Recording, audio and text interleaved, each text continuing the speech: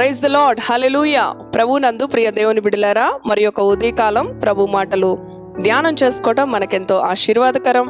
ఆయన మహాకృపచేత ఈ 31వ రోజు కూడా మరి ఈ మిషనరీస్ యొక్క జీవిత అనుభవాలను ప్రభు మనకి నేర్పిస్తూ ఉన్నాడు. మరి దేవుని చిత్తమైతే ఈ జనవరి నెలలో ఈ మిషనరీస్ యొక్క అనుభవాల ద్వారా మనం ఎంతగానో ప్రోత్సహించబడ్డాం, బలపరచబడ్డామని నమ్ముచు ప్రభువుని స్తుతిస్తూ ఉన్నాను. మరలా దేవుని చిత్తం అయినప్పుడు ప్రభు ప్రేరణను బట్టి భక్తులు ఎంతో మంది ఉన్నారు. కేవలం ఈ 31 రోజుల్లో 31 మంది జీవిత అనుభవాలను మనం నేర్చుకున్నాం.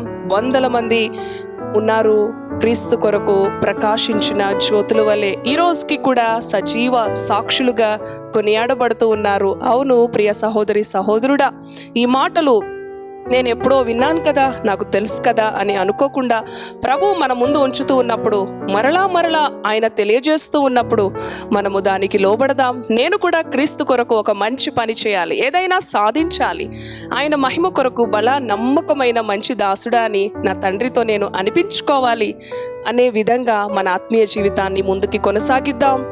ఆయన మనలను ఏర్పరచుకున్నది, ఆయన పోలికలో మనలను నిర్మించుకున్నది ఈ భూమి మీద మన కొరకు జీవించడానికి కాదు, ఆయన చిత్తమును నెరవేర్చి తండ్రిని మహిమపరచడానికి. అటువంటి జీవితాన్ని ప్రభువు ప్రేమిస్తాడు, ఆశీర్వదిస్తాడు, విస్తరింపచేస్తాడు. చూడండి, కొన్ని 100 సంవత్సరాల క్రితం జీవించిన ఈ భక్తులు ఈ రోజుకి కూడా సజీవ సాక్షులుగా కొనియాడబడుతూ ఉన్నారు. అటు రీతిగా నా జీవితం ఉండాలని ప్రభు ఆశిస్తున్నాడు. ఈ 2024 సంవత్సరం ఒక మంచి నిర్ణయం చేద్దాం ప్రభు మహిమార్థమై. మరి ఈ రోజున ఒక శక్తివంతమైన భక్తుడు, ఈ తరంలో ఉన్న భక్తుడు నిక్ ఊజిస్. తెలియని వారంటూ ఎవరూ లేరు కదండి. మరి చిన్నలను, యవ్వనులను, పెద్దవారిని, అనేకులను కూడా తన సాక్ష్యము ద్వారా మరి దేవుని యొక్క రక్షణలోనికి నడిపిస్తున్న యవనస్తుడు. ప్రియ దేవుని బిడ్డలారా, 1982 సంవత్సరం డిసెంబర్ 2వ తేదీన ఆస్ట్రేలియాలో జన్మించాడు. ఇతని యొక్క బలహీనతను బట్టి బాధపడుతూ ఉన్న సమయంలో ప్రభు తనతో మాట్లాడిన మాటలు, తనను బలపరిచిన మాటలను మనం చదువుకుందాం. యోహాను సువార్త 9వ అధ్యాయం, అలానే ఇర్మియా గ్రంథం నుంచి మనం చదువుకుందాం. 29వ అధ్యాయం 11వ వచనం. నేను మిమ్మును గూర్చి ఉద్దేశించిన సంగతులను నేను ఎరుగుదును, రాబో కాలమందు మీకు నిరీక్షణ కలుగునట్లుగా అవి సమాధానకరమైన ఉద్దేశములే కానీ హానికరమైనవి కావు. ఇదే యెహోవా వాక్కు. హల్లెలూయా. ప్రియ దేవుని బిడలారా, ఆయన మన దేశం, మన ప్రాంతాలు కూడా వచ్చిన భక్తుడు ఈ నిక్ కదండి. మరి యవన కాలములో మరి తల్లి ఎంతో ఆశతో ఆ బిడ్డ జన్మ కొరకు ఎదురు చూస్తూ ఉంది. ఆ దినాన ప్రియ దేవుని బిడ్డలారా, మరి నాకు ఒక కుమారుడు పుడతాడు, ఎంతో చక్కగా పుడతాడు, ఎవరిలాగుంటాడు, ఎన్నో కలలు కంటూ ఉంది ఆ తల్లి.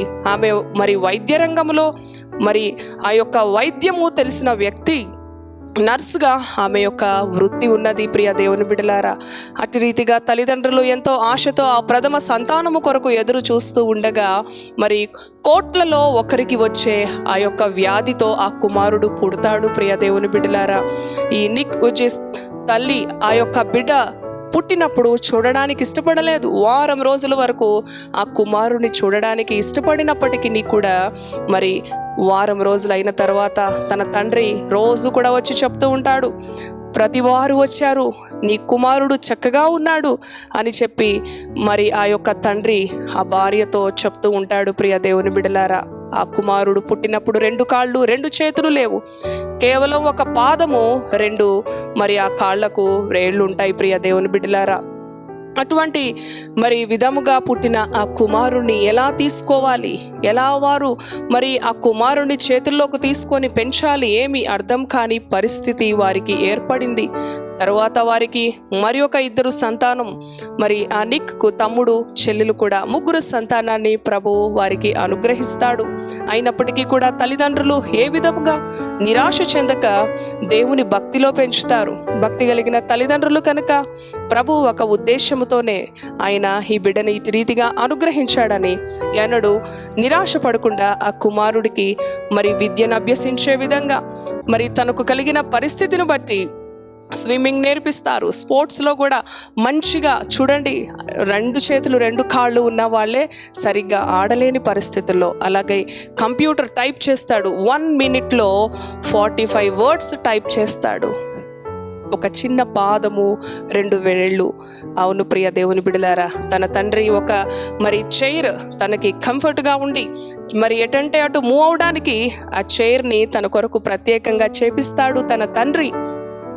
తను విద్యను అభ్యసించాలని ఆశించినప్పుడు విద్యలో సామాన్యులు ఉన్న ఆ పాఠశాలకు పంపించడానికి అంగీకరించరు. అయినప్పటికీ కూడా తల్లిదండ్రులు అంగవైకల్యము కలిగిన వారికి ఉన్న ఆ పాఠశాలలోకి పంపించడానికి ఇష్టపడరు.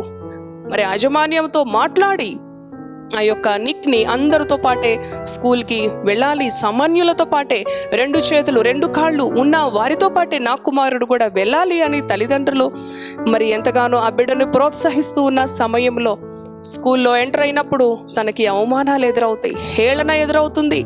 ఒక ఏలియన్ అని ఆ యొక్క తోటి వారు పిలుస్తూ ఉండేవారు.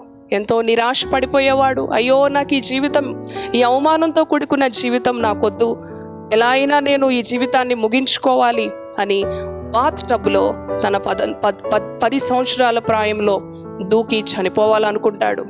తన తమ్ముడు అనుకున్న రీతిగా అతనిని సేవ్ చేస్తాడు.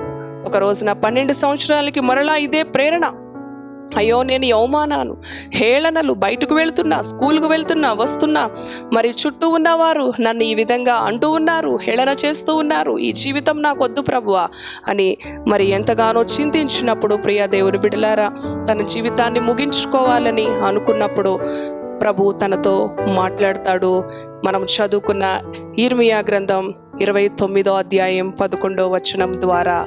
అవును ప్రియ దేవుని బిడ్డలారా, దేవుని వాక్యము శక్తి కలిగినది, మన బాధలో నెమ్మదిస్తుంది.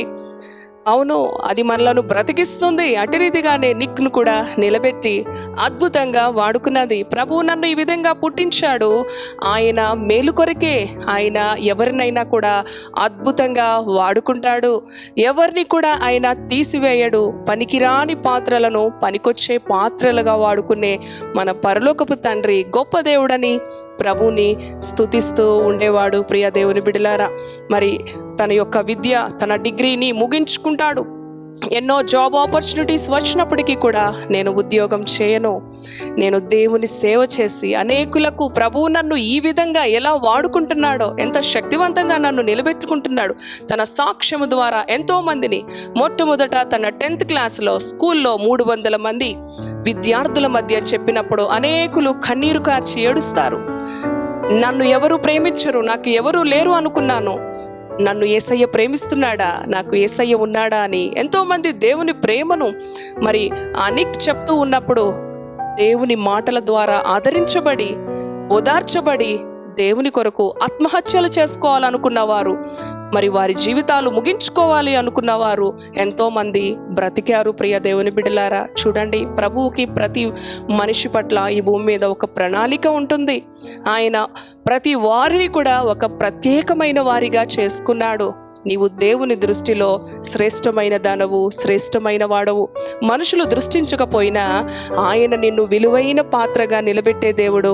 దానికి ఎగ్జాంపుల్ ఈ నిక్ ఉజ్జీస్ యొక్క జీవితం. ప్రియ దేవుని బిడ్డలారా, తను వివాహం చేసుకోవడానికి నాకు అసలుకి కాళ్ళు చేతులే లేవు, ఒక మొండెముగా ఉన్న నన్ను ఎవరు వివాహం చేసుకుంటారు అని చెప్పినప్పుడు ఒక చక్కని స్త్రీ వచ్చి తనకు తానే అడిగి వివాహం చేసుకుంటుంది. చక్కని కుమార్తెలు 4 సంతానాన్ని ప్రభు అనుగ్రహిస్తాడు. అవును, అంగవైకల్యము కలిగిన వారికి అనేకులకు క్రీస్తు గురించి ప్రకటిస్తూ 60 దేశాలలో దేవుని సువార్తను ప్రకటిస్తూ కోట్ల మంది ప్రజలను ప్రభావితం చేస్తున్న ఈ నిక్ ఉజ్జీస్ యొక్క జీవితం ఎంతో ఆదర్శనీయంగా, ప్రోత్సాహకరంగా ఉన్నది. ఈ రోజున అన్ని అవయవాలు బాగున్నా మనం క్రీస్తు కొరకు ఎంత ప్రయాసపడుతూ ఉన్నాం ఆలోచన చేద్దాం. ఒక క్షణం ఉదయమున లేచి దేని కొరకు పరుగులెడుతూ ఉన్నావు? దేని కొరకు నిరాశతో, నిస్పృహతో దేవుని సన్నిధిలో కనబడుతూ ఉన్నావు? సహోదరి, సహోదరుడా, నీవు జీవిస్తున్నావు కానీ నీవు మృతుడవే అని ప్రకటన గ్రంథంలో ఉంటుంది. అటు రీతిగా కాకుండా మనము నులివెచ్చని స్థితిలో మన ఆత్మీయ జీవితాలు ఉండకుండా క్రీస్తుని అనుదినము క్రీస్తులో ఆనందించే జీవితం, క్రీస్తును మహిమపరిచే జీవితం, క్రీస్తుని అనేకులకు పరిచయం చేసే జీవితాన్ని జీవిద్దాం. నిరాశలో, కృంగుదల్లో ఉన్న వారిని, వారు దేవుని శక్తిని పొందుకొని మరి ఈ భక్తులను పోలి మనము కూడా కొంతైనా ప్రభువా నన్ను వాడుకోవా, చిన్న ఆశ చాలు, ఆశ కలిగిన ప్రాణాన్ని తృప్తిపరుస్తాడు. నీవు ఆశిస్తే చాలు, నీకు భారం ఉంటే చాలు. ఎలాంటి వారినైనా, నాకు చదువు లేదే, నాకు స్టేజ్ ఫియర్, నేను మాట్లాడలేను, నేను ఎవరికి చెప్పలేను, ప్రభు ప్రత్యేకంగా ప్రతి వారికి కూడా గొప్ప కృపలను ఇచ్చి వాడుకునే దేవుడు. ప్రియ దేవుని బిడ్డలారా, అట్టి రీతిగా ఆయన నమ్మదగిన వాడు. ఆయనకు మీ జీవితాలను, మీ హృదయాలను సమర్పించండి. శక్తివంతంగా ఈ 2024 సంవత్సరం ప్రభు మిమ్ములను వాడుకోబోతున్నాడు. నమ్మిన వారు ఆమేన్ అని చెప్పండి. ఇట్టి మాటలు ప్రభు మన వినికిడిలో దీవించునుగాక. ప్రార్థన చేసుకుందాం. దయగలిగిన తండ్రి, పరిశుద్ధుడా, నీ పరిశుద్ధ నామానికి వందనాలు.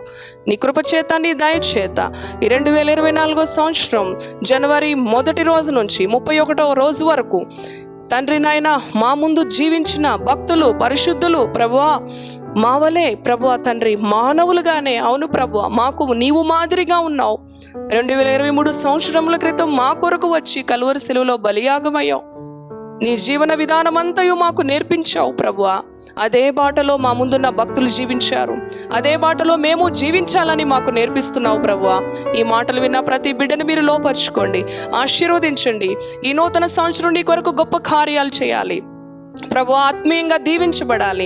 లోతైన విశ్వాస అనుభవంలోనికి అనుదినము నీలో ఆనందిస్తూ, నీ వాక్యాన్ని ధ్యానిస్తూ ప్రభువా నిన్ను గనపరిచే కృప నీ బిడ్డలకి దయచేయండి. నన్ను గనపరచు వారిని నేను గనపరుస్తాను అంటున్నావు కదా నాయన తండ్రి. అట్టి రీతిగా ఈ మాటలు విన్న ప్రతి బిడ్డ ప్రభువా నీ ఆత్మను కృమ్మరించండి తండ్రి. వారి ఆత్మీయ జీవితాలను నాయన ఫలభరితము చేయండి. అనేకులకు దీవెనకరంగా, అనేక కుటుంబాలకు, అనేక ప్రాంతాలకు, అనేక దేశాలకు ఆశీర్వాదకరంగా నీ బిడలను నిలబెట్టమని, మా ముందున్న భక్తులు ఎటు రీతిగా జీవించారో అటు రీతిగా మమ్ములను కూడా బలపరచమని, నడిపించమని యేసు పరిశుద్ధ నామములో ప్రార్థిస్తున్నాను తండ్రి.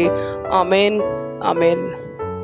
Praise the lord. దేవునికి స్తోత్రం. ప్రియ దేవుని బిడలారా, దేవుని చిత్తమైతే ఫిబ్రవరి మాసం 1 రోజు నుంచి మరలా దేవుని వాక్యాలను ప్రతి ఉదయము ధ్యానం చేసుకుందాం. ప్రభు యొక్క వాక్యపు వెలుగులో ఆయన చిత్తానుసారంగా జీవిద్దాం. Thank you. God bless you.